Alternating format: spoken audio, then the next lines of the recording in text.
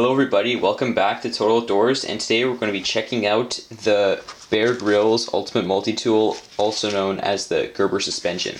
So, it comes with a nylon sheath, which is pretty decent. It has a horizontal and vertical belt mounting slots, and it fits the multi-tool quite well. It is a little bit small, and it goes in like the thin side here. And it's still visible from the top, but other than that, it's pretty good. So, the Grylls Ultimate Multi-Tool, also known as the Gerber suspension, weighs 9 ounces, and it has 12 functions. So, obviously, the first function would be pliers, and they are spring-loaded, which is really nice, and they open up all the way, no matter what position they're in. Another big selling point on this multi-tool is that every single one of the tools lock, including like the blade, for example. So it does have a little bit of blade play because it's not a liner lock, but you have to push down on these two little levers here, then you can fold it down. One thing I have noticed though is that if you have like the knife, for example, open, and then you open another one, the knife can fold down even if you don't adjust the lock. So that's just something to note. One thing that I will mention though about this is that the Gerber suspension is about the same price as the Leatherman Wingman, but the Grylls Ultimate Multi-Tool is like about $10 more expensive most of the time. So just save some money and get the Gerber suspension. This one was purchased in a set along with the Gerber Ultimate Survival Sheath Knife for like $100 or something. The main difference between this and the Gerber suspension though is that this has like a rubber grip on the sides. So for the tools, the steel used is 3CR13 MOV, which is like it's pretty soft steel. It's the same steel used in the Gerber dime, so it won't keep an edge as much, but obviously you wouldn't be using the blade or tools on a multi-tool the same amount that you'd use them on a pocket knife. One thing that I do not like about this multi-tool is all the tools are very short. So like the can opener compared to the size of the multi-tool is very short. And this multi-tool is also a very big multi-tool in the first place. It's also very heavy and bulky and really awkward to carry on your belt. So now I'm just going to go right ahead and show you guys the tool demo.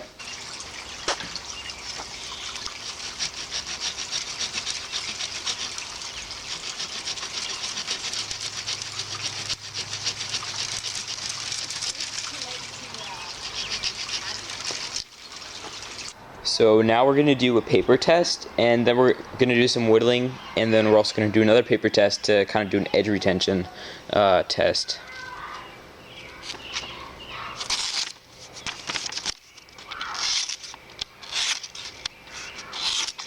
There seems to be one part in the blade that's kind of catching.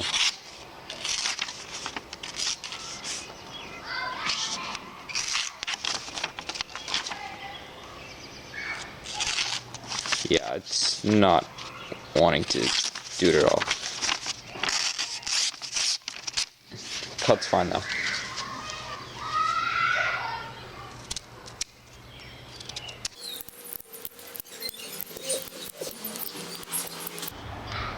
One thing I will mention about the handle is that it's not comfortable to grip in your hands at all. These edges really dig in to your fingers, and it's just not comfortable at all because there's no padding at all here. Like there is grip here if you have the Grylls edition one, but that doesn't do much when you're actually using it as a tool.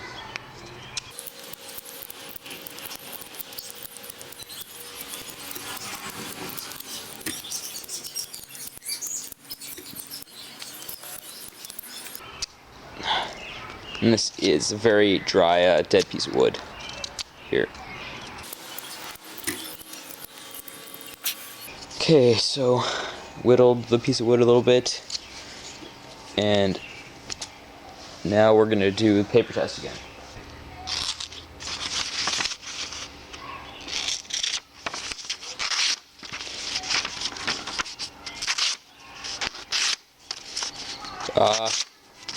still cuts the paper cleanly enough. It's not super clean, but it's not as clean as it used to be, at least. But this is 3CR13 MOV steel, so it's not gonna have that good edge retention, obviously, but it didn't even come with that good of a factory edge. Okay, so now I'm testing the serrated blade, which something I noticed about the serrated blade is that it's a slightly different blade shape than the unserrated one.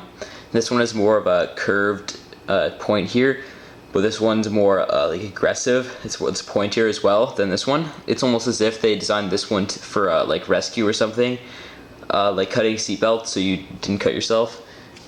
So now we're just gonna cut some paracord with the serrated edge.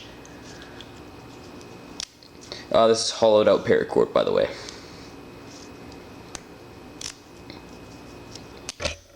The kind of serrations that they have here are Gerber's really wide serrations that they have. It's the same ones that are on the half serrated folding survival sheath knife, which are really annoying to sharpen because regular diamond rods and ceramic rods usually aren't this wide. So it is kind of a challenge, but it's still possible. So now we're just going to cut some fishing line. Not much to say here. The blades are quite thin, so you can cut quite close to where you want to, and the blades are also very close together, and there's almost no play between each of them, so cuts fishing line very well. So now we're just going to test out the pliers by debarbing some hooks on this crankbait here. The pliers are very nicely spring-loaded, so it should make this job very quick.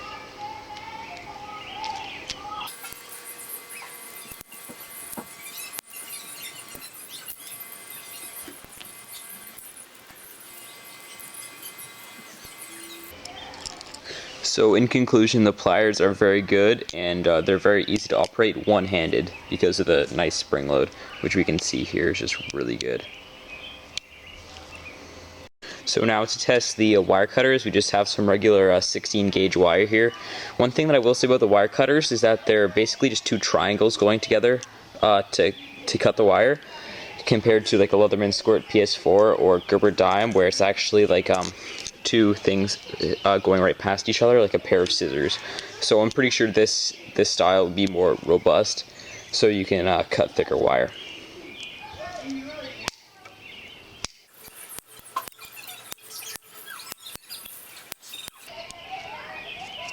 As we can see here, if you get it too close to the base of the wire cutter, it will just kind of score it enough so you can just put a kink in it or something like that.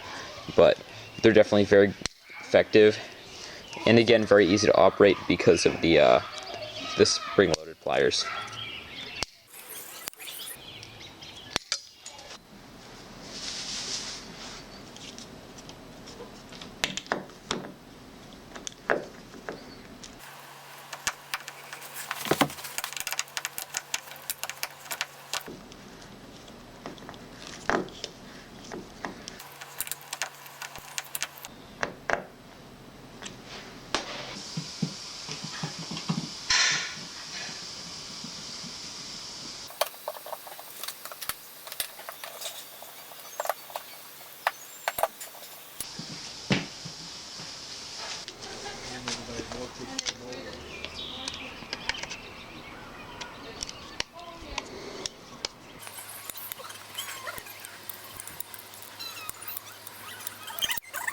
When the other guys come here.